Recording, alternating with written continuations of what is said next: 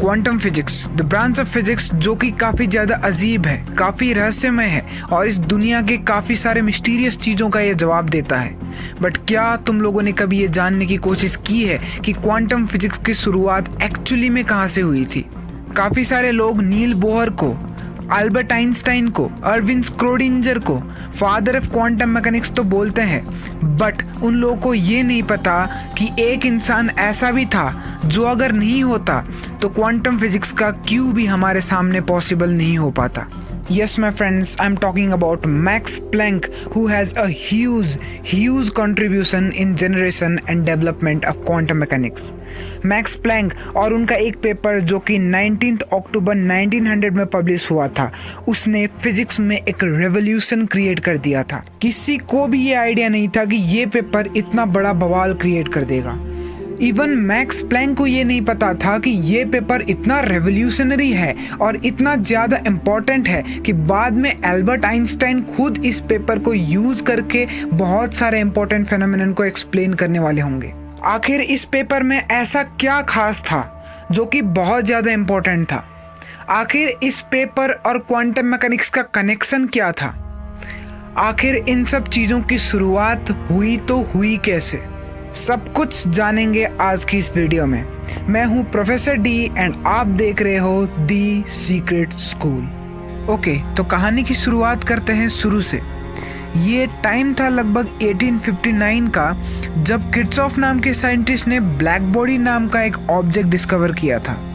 Black body के बारे में मैंने वैसे तो एक वीडियो बना के रखा है और इसका लिंक मैं तुम लोगों को डिस्क्रिप्शन में भी दे दूंगा, बट अभी के लिए मोटा अंडरस्टैंडिंग के लिए तुम लोग ये समझ सकते हो कि ब्लैक बॉडी एक ऐसा ऑब्जेक्ट है जिसमें अगर तुम लाइट डालोगे तो वो सारा लाइट एब्जॉर्ब कर लेगा और जब तुम टेम्परेचर को बढ़ाओगे, उसको हीट करोगे, तो वो सारा रेडिएशन एमिट करना शुरू कर देगा जो कि उसने एब्जॉर्ब किया था।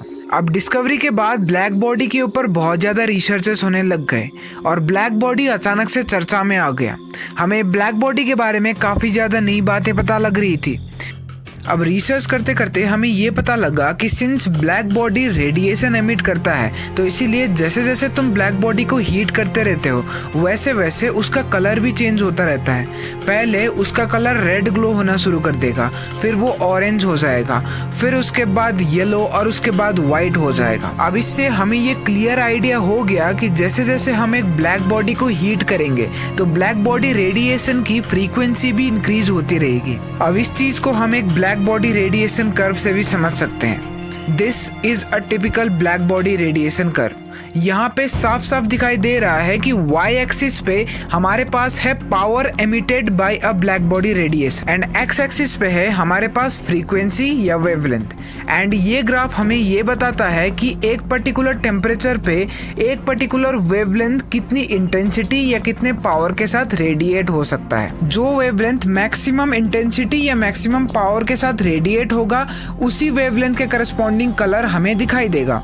अब ये ग्राफ था प्रैक्टिकल ग्राफ एंड इस ग्राफ को प्रैक्टिकली ऑब्जर्व किया गया था, बट इस ग्राफ को एक्सप्लेन करने के लिए हमारे पास कोई भी थ्योरेटिकल अप्रोच नहीं था। And trust me my friends, किसी को भी ये नहीं पता था कि इस ग्राफ को एक्सप्लेन करते करते, इस ग्राफ की थ्योरी देते देते हम कब क्वांटम मैकेनिक्स की फाउंडेशन रख लेंगे। सबसे पहले इस ग्राफ को एक्सप्लेन करने के लिए आए वीन्स नाम के साइंटिस्ट एंड वीन ने हमें इस ग्राफ के रिलेटेड दो थ्योरी दी थी। एक थी वीन्स डिस्प्लेसमेंट लॉ एंड दूसरी थी Wien's distribution law. Wien's displacement law हमें ये बताती थी कि एक ब्लैक बॉडी का अगर हम टेम्परेचर बढ़ा देंगे तो उसका पीक भी चेंज हो जाएगा, शिफ्ट हो जाएगा।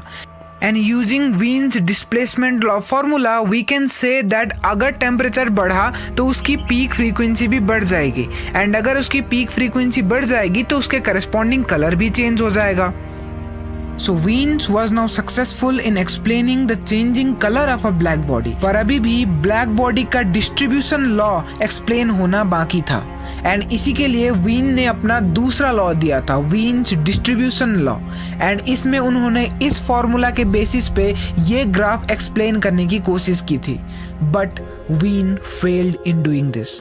एक्चुअली लंबे फ्रीक्वेंसीज के लिए तो वीन का ग्राफ प्रैक्टिकली ऑब्जर्व डेटा के बिल्कुल हैंड टू हैंड जा रहा था, बट शॉर्टर फ्रीक्वेंसी रेंज में वीन के ग्राफ और प्रैक्टिकली ऑब्जर्व डेटा में बहुत ज़्यादा डिफरेंस था।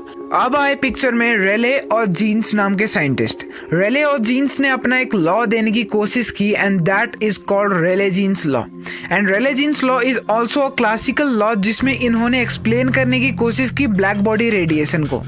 इन्होंने शॉर्टर फ्रीक्वेंसी के रेंज को तो बहुत अच्छी तरीके से एक्सप्लेन किया था जो कि वीन्स नहीं कर पाए थे, बट लॉन्गर फ्रीक्वेंसी में इनका ग्राफ इन्फिनिटी की तरफ जा रहा था and that was not possible.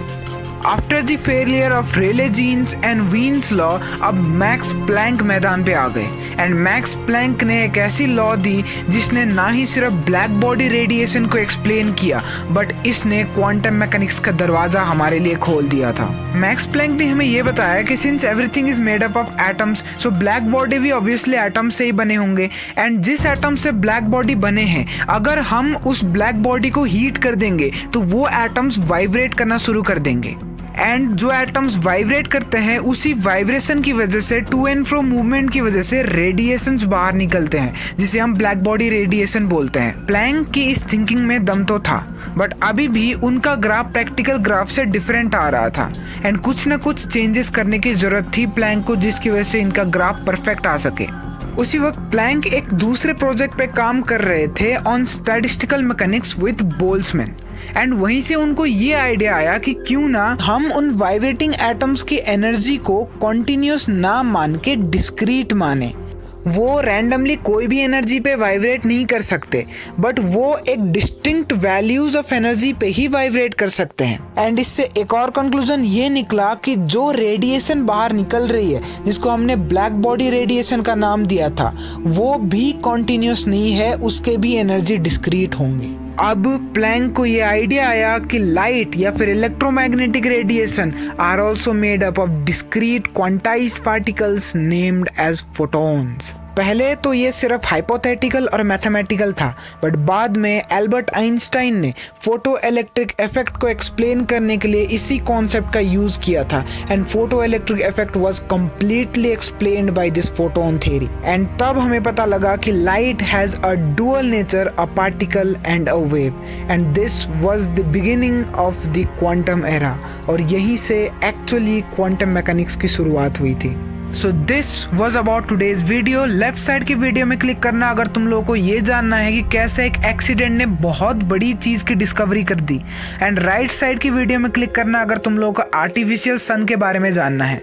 Thank you very much for watching today's video.